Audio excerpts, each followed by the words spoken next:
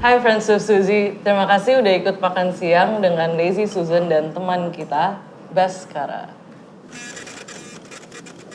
Halo, gue Hindia, makanan favorit gue nasi goreng tek-tek. Kalau sedang tidak menari dengan bayangan, dia biasanya lomba dengan penyihir-penyihir atau berteriak dan berjamu dengan 4 kerabat kampusnya. Sekali lagi Baskara, thank you udah mau diajak makan siang dengan Lazy. Makasih udah ditraktir ya, belum makan. Baso kalau misalnya lagi nggak bermusik biasanya ngapain kayak free time lo? Gue main game sih biasanya. Game apa tuh? Semua konsol gue main, gue gemari, PC juga. Dari kecil gue lumayan banyak waktu habis banget tuh biasanya main game. Sampai sekarang masih kayak gitu. Dan mungkin karena duitnya baru ada sekarang buat sering beli game ya. Walaupun banyak juga yang gue beli tapi nggak ada waktu buat dikelarin atau ditamatin. Cuman selalu itu dari dulu kesibukan gue biasanya sih. Dihajar. Seru. Ini tuh Sam Strawberry Corner tuh kayak buat gue sendiri personally adalah tempat yang cukup nostalgic. Karena dulu di Wijaya kan ada. Terus itu tuh dulu tempat gue, cabut les Prancis. Jadi pasti seberangnya gitu, makanya gue gak pinter-pinter. Dia nge-snitch dirinya sendiri gitu barusan. Ya gimana? Habis dia ngomong cabut, dia kayak cabut. Nah pertanyaan dulu ya, kenapa lo pilih tempat ini? Dulu gue sempat awal-awal banget lulus tuh punya kantor deket sini, jarak jalan kaki. Di jarak jalan kaki dari sini juga, ada jarak jalan kaki dari tempat-tempat makanan di Apjai. Di Oh situ. iya. Dan jadi suka datang ke sini aja. Kalau misalnya ada meeting biasanya ngopi gitu sama klien atau apa. Di sini banyak coffee shop kan. Benar. Tapi makannya di sini karena menurut gue ini salah satu tempat yang paling gak intimidating gitu buat Benar, makan. dipangkol. Soalnya kan hampir semua bisnis ini kan bisnis tongkrongan nih. Maksudnya lu masuk, lu diliatin dari ujung rambut sampai ujung kaki gitu. Di sini kayak everyday people Every aja. business. Iya. Everyday people. Tapi habis itu semenjak gue pindah kantor pun, gue sempat kerja di British Council beberapa tahun. Kantornya di Senopati. Pulang kan juga tetap lewat sini kan. Makanan tetap di sini karena udah keseringan. Udah aman ya? Iya, udah keseringan di sini Betul, dan tahu enak segala macam, tempatnya nyaman. Jadi Emang enak banget sih tapi. kebiasaan aja gue jadi sering banget makan antar break atau pulang kantor tuh gue sering kesini dari dulu. Terus kalau misalkan sekarang kayak lo lagi recording gitu, ada nggak sih makanan yang enak deket kayak your recording studio? Gue rekaman kebanyakan di rumah ya. Biasanya gue ya pasti ngirim sih pakai ojek online gitu ke rumah. Cuman gara-gara posisi rumah gue sekarang sebenarnya hitungannya perbatasan antara Jakarta sama Bintaro, gue juga jadi bisa banyak ngirimin makanan dari arah Jakarta juga. Seru banget. Jadi kadang-kadang kayak kalau emang lagi pengen apaan, walaupun kayak jaraknya 7 kilo, 6 kilo, selama driver mau gue jabanin. Jadi nggak pernah ada patokan karena ada yang terkenal atau apa deket studio rekaman gue, karena studio rekaman gue itu di rumah. Paling sering go to lo gitu apa? Yang lo paling sering pesen? Babi tong. Enak banget, Jo. Enak banget. Enak banget. Bener. Enak banget. Dia sekarang punya menu mie juga. Oh iya? Ada. Iya apa? Mie babi asap gitu. Pecah banget. Enak Pecah juga, sih. enak juga. Oh, nice banget. Rasanya, ya babi tong tuh rasanya khas menurut gue. Dagingnya Rempah itu rasanya enak khas. banget sih. Terus kayak kalau misalkan lo lagi nggak recording kerja atau ya melakukan segala manggung dan promotional ETC, kayak lo lagi on your days off gitu, lo nyarinya makanan apa? Gue sama cewek gue tuh seneng nyari makanan Jepang. Dari yang semua orang tahu sampai yang semua orang tahu tapi susah dapatnya karena tempatnya kecil atau baru buka di atas jam 6. Sampai yang reservasinya harus sebulan sebelumnya gitu. Di mana cuy kalau boleh tahu? Aduh kok gue lupa namanya apa. Di Pullman. Oh, Sushi Ichi. Si Ichi ya? Layangan. Bukan. Lupa gue namanya. Makanan Si Ichi di Hotel Indonesia. Omakase. Iya. Dia omakase gitu. Dan Hey, Ichi. tapi itu gue belum dapat sampai sekarang. Hah? Sekarang udah gak sushi lagi katanya. Dia sekarang omakasenya daging. Daging. Oh iya. Jarang. Jatuh. Enggak, kalau gue lebih karena waktu itu mau booking udah mepet kali ya. Iya, jadi kayak kalau misalnya yang seafoodnya dia occasionally doang gitu. Kalau kayak daging. Tapi dia ngasih tahu nggak kalau misalnya kayak lagi nggak ada? Enggak. Oh. Sama kasih yang di SCBD juga enak. Apa? tuh? Yang gue bilang lo waktu itu gue lupa namanya yang di atas gedung Mr. Fox. Oh, gue gak tau deh. Lupa enak-enak. Di atas gedung apa? Ya Wara di total. Ya Wara bukan cabang Neng. Yang di Sequest ya. Iya. Yang omakase ya Wara. Terus gue out of curiosity kayak Fish itu kan sering banget menggunakan elemen papan bunga ya. Yeah. Kayak throughout the promotional materials, dari kayak even selamat sukses aja kan sangat amat Papan bunga banget. papan bunga banget gitu loh. Kayak lo ada gak sih personal stories tentang papan bunga dan ya mengapa itu sangat signifikan dengan Feast? Dari awal tuh pas pertama kali nyari-nyari ide buat key visual Feast, gue kepikiran gimana caranya gue bisa quote unquote mengapropriasi objek yang semua orang udah sering lihat sehari-hari tapi nggak pernah dipakai secara proper lah, misalnya gitu. Dan gue pengen sesuatu yang Indonesia banget. Indonesia banget sih papan bunga. Indonesia. Gue pertama kali tiba-tiba kayak ada eureka moment itu pas, lu lupa tahun berapa persisnya, yang karangan bunga buat Ahok dibakar Iya, 2016. di pusat. Iya. Damn bro. Jadi buat gue subteksnya jadi banyak gitu visual itu. Dan gue merasa karangan bunga tuh sesuatu yang lu kirimin di saat lu seneng dan lu sedih. Iya. Dan Dengan desainnya pas sama. kayak gue mikir gue pengen pakai karangan bunga gitu, konsep-konsepnya gimana semua akhirnya dijabarinnya pelan-pelan sampai akhirnya secara tidak sengaja kata yang suka dipakai di karangan bunga selamat dan sukses ini gue baru sadar ternyata nggak pernah dipakai secara serius oleh sebuah entitas musik atau brand komersial maupun tidak gitu di Indonesia. Dan gue pengen pakai itu karena buat gue itu doa yang baik lah maksudnya. Bener sih. Amin. Untuk bandnya, untuk pendengarnya, dan untuk semuanya yang baca dan denger dan lihat. Dan apa namanya, waktu itu menurut gue tinggal perihal gimana caranya kata ini tuh udah sering banget keluar, tapi kalau Fish keluarin kelihatan ini punya Fish gitu. Buat gue sesimpel gedannya diganti slash. Iya. Branding ya. Itu Dan akhirnya ya udah sisanya jadi dia dress is history itu sekarang jadi baju di mana-mana. Kayak gitu. Awalnya sih. Jadi iya banget sih. secara langsung jadi brand. Jadi brandingnya Feast dengan ada TM-nya. Ya. Ya kan? Jadi kayak trademark dan slash. Terus kayak lo kan sekarang lagi udah mulai tur-tur lagi nih ya. Dengan semua grup-grup lo dan lo yang pribadi. Dan bayangan. Lo ada gak sih makanan yang suka lo kangenin ketika misalnya lo lagi berpergian gitu, lagi tour? Atau misalnya ada gak sih makanan yang lagi, yang mengingatkan lo terhadap makanan rumah? Apa ya? Berarti yang gue kangen kalau gue lagi pergi justru Iya. kan. Dia lagi gue gak pernah kepikiran apa ya. Cuman pasti ada. Gue paling ini sih. Kadang-kadang kangen sama nasi goreng tek-tek yang suka lewat di depan komplek. Atau kayak lu nyari dimanapun selama bintang gak cukup bagus di aplikasinya pasti enak kalau lu mesen online. Kadang-kadang kayak Benar-benar. gue nggak tahu ya, ini gue nggak tahu sotil apa enggak, gue juga bukan orang kuliner, cuman gue merasa nasi goreng abang-abang Jakarta itu rasanya beda sama nasi goreng banget, abang-abang iya, beda banget. Itu udah, Jabodetabek ya. Itu sama. Di luar Jabodetabek tuh rasanya beda. ya setuju gue. Gue suka banget nasi goreng jadi suka nyoba-nyobain juga. Dan nasi di saat gue goreng lagi Jakarta pengen nasi goreng di luar kota, gue nggak pernah nemu yang rasanya kayak nasi tuh, iya, goreng. nggak tahu deh apanya. Pancinya mungkin atau kayak Panci polusi selalu bersih. kadang. Iya, benar. Gue pernah dengar ini nggak tahu bener apa enggak ya dari kawan gue. Katanya apa sih bahasanya? Suppliernya tuh satu. Jadi kayak lu dikasih dasarnya. Apa dari lu ya? Jadi kayak bumbu dasarnya segala macam ini segala macam itu kebanyakan tuh kalau ditarik muara itu ke satu orang tempat doang. Jadi tuh dia satu kampung, Iya. kebanyakan. Terus sisanya tuh gimana caranya dia bisa beda sama yang lain itu udah modifikasi dia sendiri-sendiri. Iya, benar. Gue pernah dengerin itu juga, jadi mungkin emang dari lo. Iya, Mungkin ya. mungkin. Nasi goreng tapi iya park. sih. Iya. Kayak biasanya satu kampung gitu, yang maksudnya dari satu kota yang sama, terus mereka sama-sama ke Jakarta, semuanya jual nasi goreng. Iya. Jadi kalau pas pulang kampung, ya Gak makan nasi goreng. makan nasi goreng.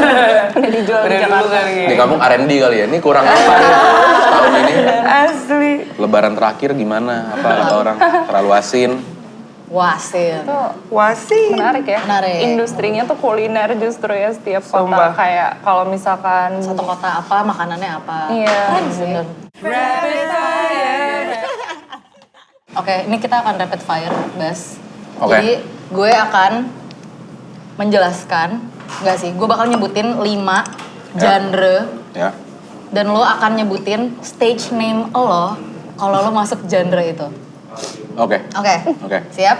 Oke, siap. Yang pertama, 90s hip hop. Aduh. Nggak. Ya, gak kebayang lagi gue kalau nanti hip hop.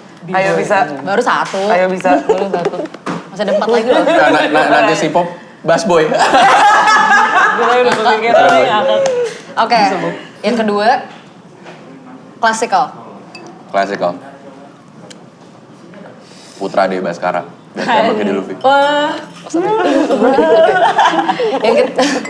Yang ketiga, funk. Ave Maria. Oke. Gak pakai E ya, AV. Oke. Audio visual. Keren. Yang keempat, jazz. Jazz. Daniel Baskara sih, ada saya. Kayak depannya ada nama Asia cuman depannya ada bule cuman belakangnya nama ini biar kayak sok-sok kredibel gitu kan Iya, kalau iya, main di iya. Java aja. Oke. Sok kredibel. Kalau ngakak. Oke. Yang terakhir, heavy metal. Heavy metal. Apa ya? Demogorgon. Oke. Ngakak. Ngomong Demogorgon, lu suka banget ya kayak sama Stranger Things. Salah satu series yang paling berkesan sih yang pernah gue tonton. Sampai lu beli jeans Levi's-nya waktu itu. Oh iya, kemarin pas Iya, gue inget. manggung di acara Netflix. Jeans itu ada di rumah nyokap gue dan kayak gue nggak bisa ngambil, sayang banget. Nggak, sayang banget. Padahal itu beneran emang replika 1:1 jeans yang dipakai 11, celana yang dipakai 11. Lo udah beli itu buat momen itu lah ya sebenarnya. Enggak, itu dulu gue udah lama, udah punya bertahun-tahun. Berapa kali gue pakai manggung. Nah cuman justru pas ada acara resminya, gue lagi nggak punya akses ke celana itu. Dilalah. Ada nggak sih yang lu koleksi? Kayak selain jeans Eleven. Kalau kayak Di nggak luar banyak. Stranger Things. Oh enggak, ini Stranger Things apa di luar Stranger Things? Anything. In Di general. luar in general aja in your life. Ya, gue ngoleksi action figure sekarang. Apa? Jadi gue suka sama apa sih bahasanya? Build action figurnya McFarlane Toys yang punya tuh Todd McFarlane, dia yang bikin Spawn. Dia punya perusahaan mainan. Dia sekarang yang megang license untuk semua action figure DC. Oh iya? Iya. Wow. Ya sebenarnya gue suka-suka aja, maksudnya kan sering kali ada pertanyaan, are you a DC or Marvel guy? Menurut gue kalau lu baca komik ya lu suka semuanya gitu. Setuju. Cuman kenapa mainan yang gue pilih dan gue memilih untuk gue koleksi yang DC gara-gara buat gue build-nya lebih bagus dan value for money-nya lebih ada. The more I know. Iya. Asli. Bagus banget, soalnya build-nya bagus banget. Buat gue pribadi kalau dibandingin sama punya Marvel jauh. Marvel sekarang megang Hasbro kalau nggak salah. Child's play. Favorit lo apa sekarang? Figure yang lo punya? Yang DC deh, berarti. Yang paling langka gue punya Harley Quinn yang bukan versi komik, versi animasi yang pertama, Batman Animated Series. Oh iya, yang Masih kartun, yang merah hitam. Banyak yang nggak tahu kalau Harley Quinn itu bukan diambil dari komik, cuman dia pertama kali muncul itu sebenarnya di animated series. Karena sukses diangkat jadi karakter di komik terus masuk ke film. Jadi awalnya dari kartun dulu dia. Wow, gue baru tahu itu. Gue juga Itu salah satu figur DC Multiverse dari McFarlane Toys yang paling langka. Dari yang tadi gue belinya masih bisa di toko, terus nyari di Tokped, sekarang gue kalau nyari harus buka-buka forum di Facebook dan ya nego kadang-kadang sama orangnya. Berarti emang lo tuh suka animasi dan animated and illustrations and comic books gitu ya. Everything yang basicnya apa namanya fiksi dan ada dunianya gitu, gue lumayan fascinated sih sama hal-hal kayak gitu. Oh, emang Gue berusaha kayak segala macam pop culture yang bisa gue konsumsi. Karena menurut gue sebenarnya banyak referensi bagus juga yang bisa gue ambil dari situ. bisa banget. Iya. Dan saya kayak gue ngeliat di Instagram lo, stalk you sampai bawah. Sampai kayak research. For research purposes, we stalked you. Sampai tahun 2014-16 gitu. Dan lo sering banget dulu upload karya ilustrasi lo ya. Oh ya. Gue dulu sebelum masuk musik sebenarnya di desain dan ilustrasi duluan. Oh, oke. Makanya sampai sekarang kadang-kadang proyek gue yang megang visualnya masih gue sendiri. Oke, makanya lo juga yang decide yang selamat sukses. Ya, Key salah visualnya satunya, untuk Beast ya. Terus, nah, kalau misalkan ya, lo bisa ada karya lo muncul di mana aja itu yang you can imagine deh. Lo maunya ada karya lo di mana? Sekarang udah gak kayak gitu. Cuman dulu di apa sih itu namanya terowongan yang duku atas ya? Ini BNI. Ya, yang di bawahnya ada terowongannya yang sekarang. Yang kemarin gue juga sempat main di situ. Oh iya. Dulu tuh itu tuh bisa dilewatin sama mobil, motor. Iya. Iya dulu gue lewat situ kalau pulang. Dulu itu biasanya dilewatin sama mobil motor dan buat gue itu lumayan prime spot kalau bisa lu bikin apapun sesuatu di situ. Itu every kinds of people dari Jabodetabek tuh kemungkinan besar akan lewat situ. Karena dia lumayan kayak salah satu center point-nya perpindahan orang Jakarta kan. Ada maksudnya. MRT, ada kereta, Tempat orang ada kerja, bandara. bandara segala macem. kantor. Cuman sekarang udah jadi tempat orang jalan kaki, udah rapi. Jadi udah nggak ada gambar-gambar lagi. Cuman gue perhatiin di situ lumayan kayak prime spot. Visual artis yang gede-gede yang jalanan tuh di situ. Kayak Darbot gitu. Pernah ada ya dia. Full coy. Oh terus warna-warni gitu keren. Berapa lama? Dan Darbots gitu lo mau nimpa nggak berani kan? Asli. Siapa lu? Punten Pak. Punten. Terus kayak sekarang kan banyak, kita udah makin gede lah ya, kayak dari pertama kali kita semua kenal gitu. Ya. Dan udah banyak kan nih generasi berikutnya yang udah mulai kayak, ya apakah itu bikin karya ilustrasi atau misalnya masuk ke dunia musik. Lo tuh get inspired gak sih dari teman-teman yang baru join atau kayak misal teman-teman yang baru mulai? Yang lebih muda ya? Iya, dan lo belajar apa sih dari kayak teman-teman yang lebih muda? Gue cuman ini aja sih, ketakutan gue jadi orang tua yang oblivious sama teknologi gitu loh dan perubahan. Jadi kolot gitu gedenya. Jadi gue selalu berusaha kayak walaupun mungkin kadang-kadang pada akhirnya gue sadar itu bukan buat gue, cuman gue harus ngerti gitu. Kayak gue punya akun TikTok tapi gue gak pernah ngepost. Tapi gue rasa gue harus tahu apa yang diomongin di TikTok tiap hari, segala macam. Cara mereka berkomunikasi, cara mereka ngomong tuh gimana. Benar. Di kesenian juga menurut gue kayak gitu ya. Maksudnya, Update lah ya. Gue akhir-akhir ini bahkan lebih sering fascinated sama musisi dan grup yang baru dibandingin sama yang tua. Tanpa ngurangin respect ke yang tua ya, bagus-bagus juga gitu. Cuman kadang-kadang karena mereka cara tutur katanya udah beda, cara bikin lagunya udah beda, teknologinya udah berubah. Gue sering nemu sesuatu yang gue yakin gak bisa dikerjain sama yang tua gitu. Baru gitu ya. Maksudnya bukan berarti yang tua nggak bisa bikin sesuatu yang baru juga. Di momen mereka waktu itu masih umur segitu juga bikin sesuatu yang baru, makanya mereka bisa jadi gede kan. Jadi udah Tapi geser kan aja lah. jalan terus ya rodanya. Ya betul. Eranya udah maksudnya kayak- update with the era Maksudnya yang dimana teknologi yang dimana kita juga banyak nggak melakukan itu. Kita pun nggak bisa gitu kan sebelum itu. Emang beda zaman aja gitu ya. Oke. Produser-produser zaman sekarang muda-muda tuh canggih-canggih banget ya. Maksudnya, gue pertama kali ngeliat Karim Bab gitu, gue udah amazed banget. Orang ini bisa bikin lagu nggak nyentuh MIDI sama sekali, semuanya cuma sample only di tweak gitu jadi lagu yang bentuknya orisinil dan bagus, lagunya bagus. Secara artistik sangat-sangat bisa dipertanggungjawabkan. Ya. Terus tiba-tiba kayak berapa lama kemudian gue ketemu lagi orang dengan musikalitas yang mungkin sama atau bahkan gue bisa bilang lebih tinggi dari Karim. Tapi ya bukan gimana, lu harus mengakui kalau yang punya akses paling banyak kalau lu kerja kan di Jakarta kan lu bisa kenal sama orang segala macam. Orang ini dari Semarang gitu dan dia juga di sana yang apa namanya, ya dia kenal banyak orang juga, tapi gue akhirnya ngobrol sama dia punya banyak keterbatasan akses dan teknologi apa segala macam dana gitu. Cuman dia tetap bisa bikin album sekeren itu ya, maksudnya dengan pola pikir dia. Karena gue ngerasa yang muda ini apa yang dimakan sama mereka di internet tuh udah beda sama kita. Benar. Udah nggak tahu deh sampai mana. Tapi itu lebih mudah berarti sih yang orang Lebih sekarang. muda, semua lebih muda. Oke. Ya, bisa nyari cara juga lah ya dengan keterbatasan akses yang mereka punya.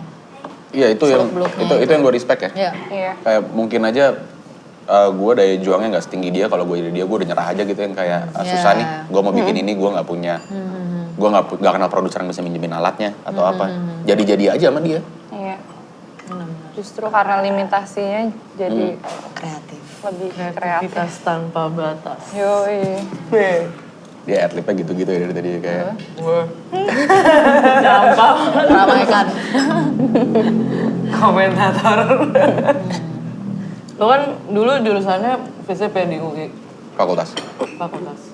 Jurusannya apa? Jurusannya apa? komunikasi. Komunikasi. Gimana sih lu bisa dari jurusan lo yang komunikasi ini sampai sekarang lo jadi aktif di dunia musik? Kayak what drives you? Kecemplung sebenarnya. Gua merasa nggak sengaja gitu. Kebetulan ya dari dulu visinya udah ada. Udah bikin album, udah ngerjain musik juga dari tahun 2013, tapi yang meledak itu kan bukan album pertama kan. Album kedua. Itu 2018. Di momen itu gue ngeliat kesempatannya, terus gue merasa kalau gue mau bikin jadi lebih gede, waktu gue 24 jam tuh harus benar-benar fokus buat ngerjain apa yang gue punya gitu. Bukan ngerjain apa yang dipunyain sama orang. Di momen itu gue masih kerja jadi apa namanya, jadi brand, jadi orang brand di Double Deer. Dan waktu gue lumayan habisnya kan ya buat ngerjain produk ke Double Deer kan di momen itu. Kantor. Iya, kantor juga. Kayak gue mikir aja kayak dengan gue baru bisa ngerjain musik gue jam 6 sore ke atas, ini bisa sejauh ini. Gimana jadinya kalau gue dari bangun jam 9 pagi tuh gue bisa fokus ngerjain musik doang gitu. Dan akhirnya gue leap of faith aja waktu itu cabut. Dan mungkin karena nggak ada plan B-nya, jadi gue ngerasa mau nggak mau harus bisa. Makin greget ya. Makin greget. Apa banget lagi? Terus akhirnya cabut gitu. Gue sama Kuku bikin Saniter. Sebelumnya sebenarnya udah ada Saniter, cuman bentuknya tuh kayak tim kecil ngerjain visual lah. Ada Aldo, ada Ray. Ya. Cuman akhirnya joinan, Kuku masuk, kita jadi Kuku. Bodat masuk, kami jadi label juga. Jadi talent management. Waktu itu yang ngurus baru Fis doang. Tapi semuanya kebanyakan leap of faith semua sih. Gua, Kuku. Gitu. Keren. Bodat, leap of faith semua. Cabut, ngerjain. Untungnya jalan ya. Kalau enggak pasti gue balik lagi. Terima gue lagi dong gitu. Ya niat baik ya. Iya. Semoga lah. Risk worth taking sih. Tapi berarti kalau misalnya nih, amit-amit kalau kemarin nggak work sih musik ini, tadinya lu pengen jadi apa sih emangnya? Kenapa ngambil komunikasi?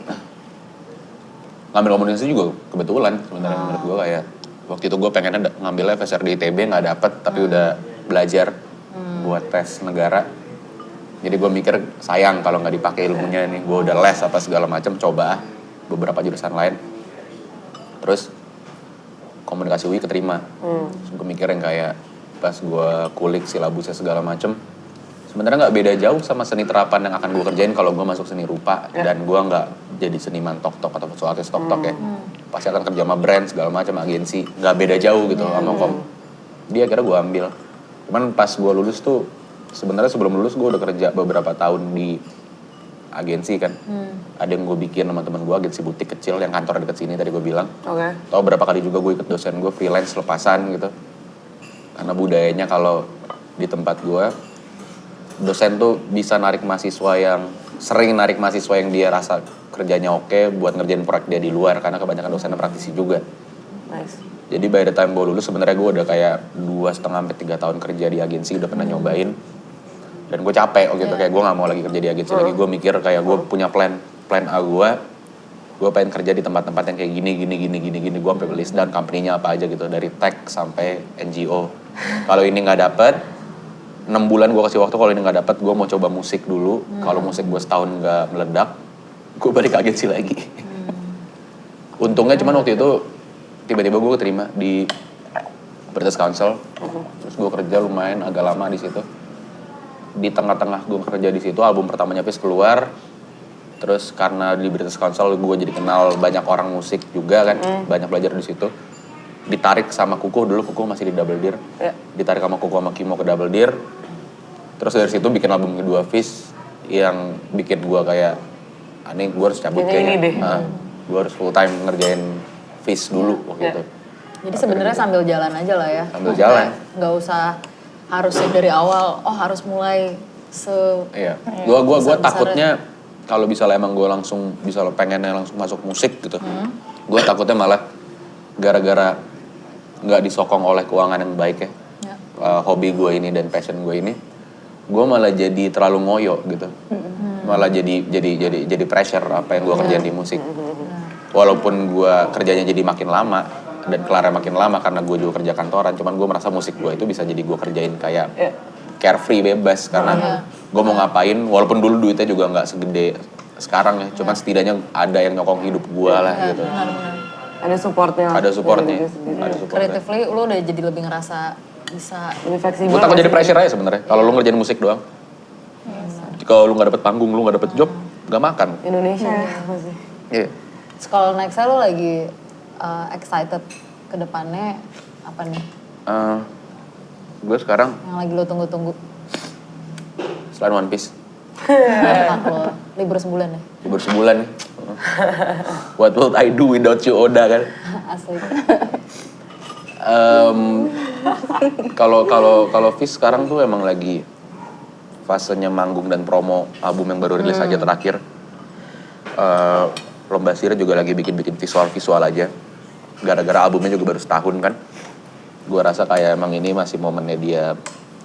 Menurut gue Lomba Sira tuh band baru ya. Terlepas orang-orangnya orang lama.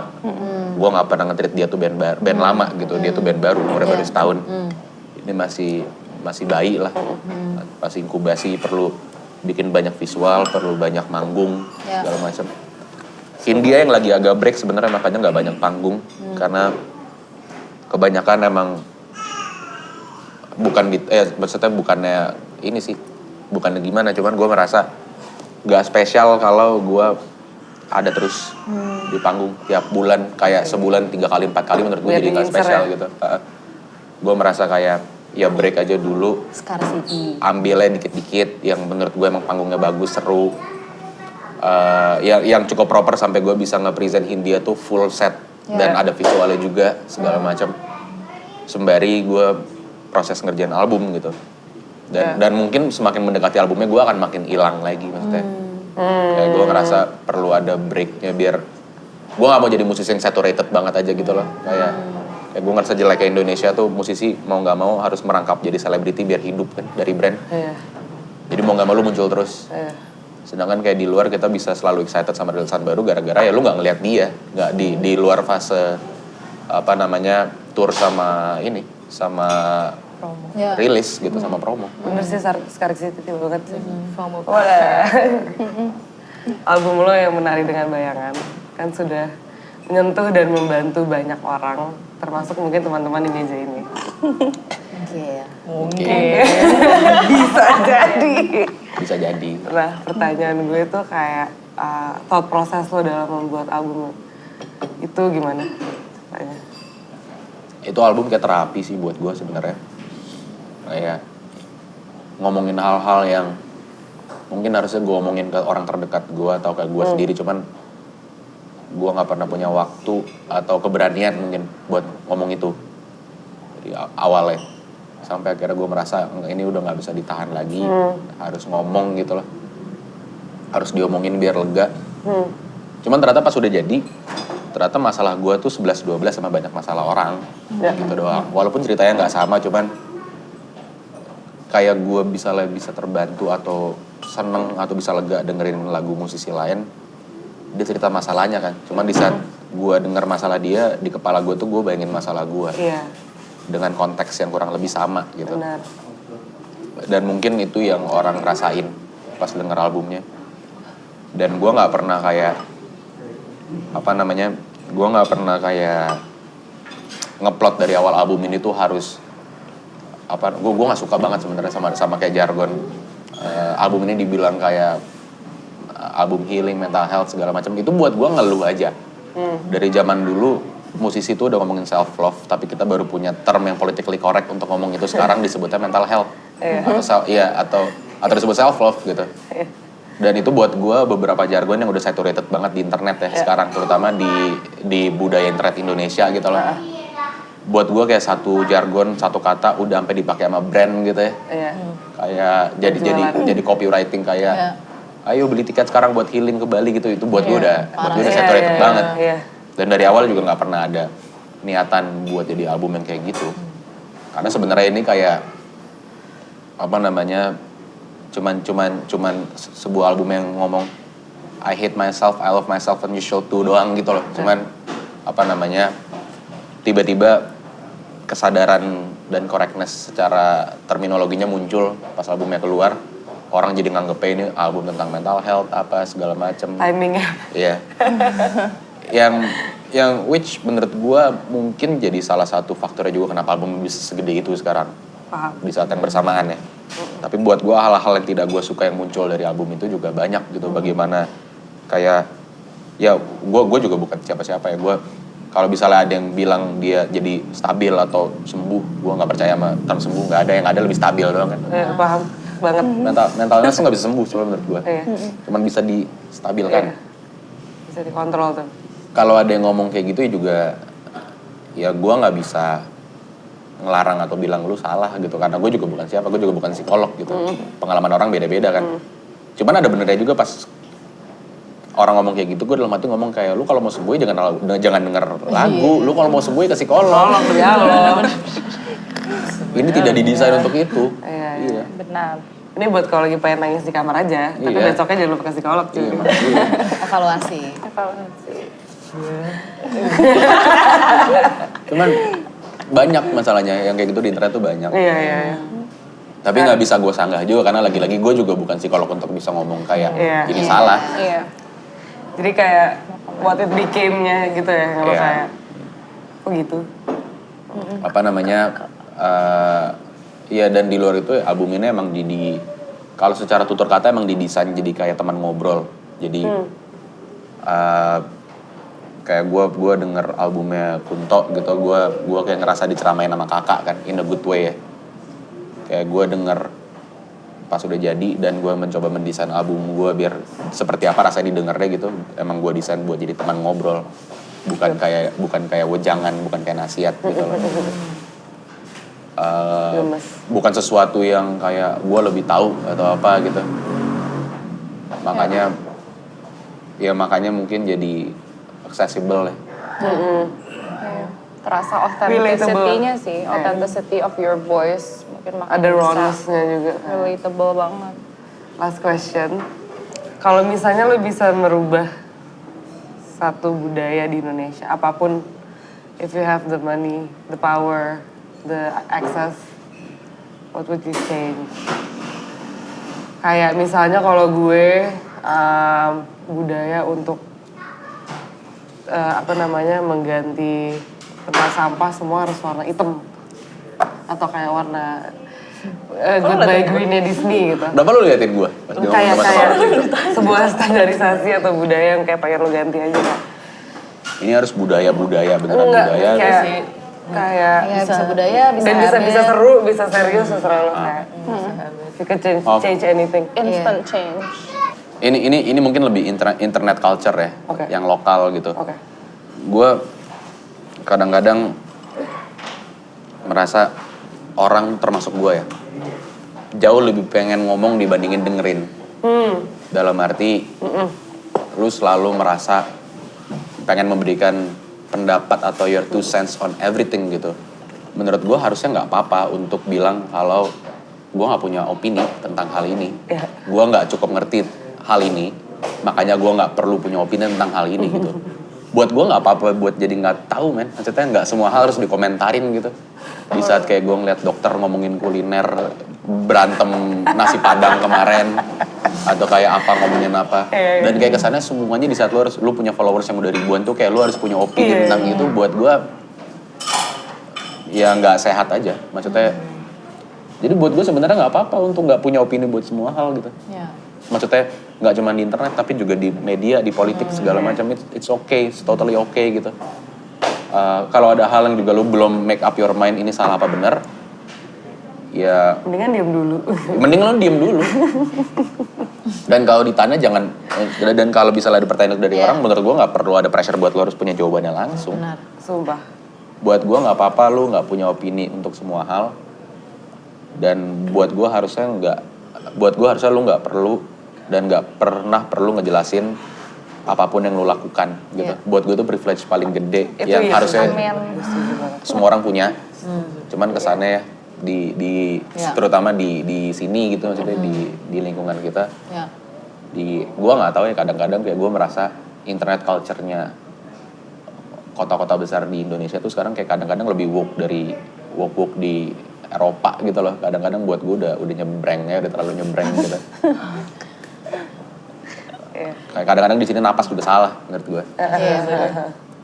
Buat gue sebenarnya lu nggak pernah perlu ngejelasin semua hal yang lu lakuin gitu loh. Gue setuju banget ini. Kayak itu bahkan buat gue levelnya bukan privilege tapi itu harusnya hak. Karena itu kan Serah lo. iya, itu kan terserah lu. Asal nggak merugikan. Iya. Terutama kalau lu bukan ngomong di publik ya, as in kayak, dan menurut gua bahkan internet tuh juga 11-12 lu, maksudnya lu nggak bisa bilang dia juga totally public gitu loh. Bisa lu ngomong di akun lu dan lu diserang, Iya. lu kan nggak maksa orang buat baca itu. Iya. Beda sama lu ngomong di PA speaker atau lu ngomong depan TV. Iya. Yang emang ada faktor hulu ke hilir itu emang jatuhnya tuh langsung ke depan muka orang gitu ya. Enggak, ini kan enggak. Iya. Dan buat gue itu dua tabiat yang lumayan ya lebih banyak mudaratnya dibandingin manfaatnya sih sekarang. Setuju. Belakangan ini ya semenjak pandemi sih semua orang marah-marah mulu. Sumpah. Tenang. Dan itu jadi makin parah menurut gue. Semua orang kayak salah aja sih di mata semua orang. Semua orang kayak lagi PMS, mens gitu, everyday. Kalau misalnya lo bisa, ini misalnya di internet yang buat semua orang ya, lo bisa ngomong sama semua orang gitu kayak yang lo pengen kasih tahu dari sisi misalnya muda-mudi yang kreatif atau kayak generasi berikutnya, kayak orang-orang yang baru mulai lah, lo pengen ngomong apa? Oh ini Pesan konteksnya ini ya bidang kreatif ya? Ya, Atau enggak? Di bidang apa aja, Atau- bidang kreatif boleh, kalau misalnya dia mau jadi dokter gitu juga boleh, cuma mungkin nggak pede ya, gue nggak tahu deh, cuma mungkin nggak pede gitu, atau kayak gitu. Ya enggak sih, lagi-lagi menurut gue ada hubungannya sama internet ya. Karena gue sekarang terlalu sering melihat banyak orang kalau ngobrol sama gue minta saran atau apa, dia bilang kayak, iya nih gue udah gini, cuman following gue di internet nggak gede atau apa, segala macam. siapa tuh? Nah, maksud gue yang baru mulai maupun yang udah mulai kayak sekarang semuanya patokannya angka. Ya gue ngerti business wise itu pasti berpengaruh ya. Engagement rate. Iya, pada akhirnya. Iya, dalam hitungan kan. Gue yakin pada akhirnya itu berpengaruh. Cuman menurut gue kadang-kadang itu dipikirin sampai level dimana udah mengganggu thought prosesnya mereka aja gitu loh. Gue selalu menganggap, Iya banget sih. dan gue selalu bilang kayak gini, makan snack itu enak, tapi kalau misalnya lu makan snack mulu, lu kenyangnya bakal nggak enak gitu. Dan internet itu snack, jadi jangan lupa makan beneran. Maksud gua. Bagus. Itu yang harus dipikirin gitu. Maksudnya angka tuh belakangan lah, tapi lu konsisten aja dulu. Benar. Dengan apa yang lu jain. Great. Thank you ya. Kayak ini, gue punya quote juga. I only need 3 things ya, coffee, music, and friends. Jadi kayak gitu. Ini juice is temporary, sauce is eternal. Itu apa? Sauce is forever. Jadi kalau minum jus abisnya cepat. Saus. Makanya Saus lama. Kalau saus abisnya lama. Kalau minum saus Ya udah deh, music coffee and friends saya deh. Music coffee and friends saya. Minum saus. Muntah. Kuat jadi deh. Kuat tembok. Sebelah live love gue. Di kopi shop Pamulang.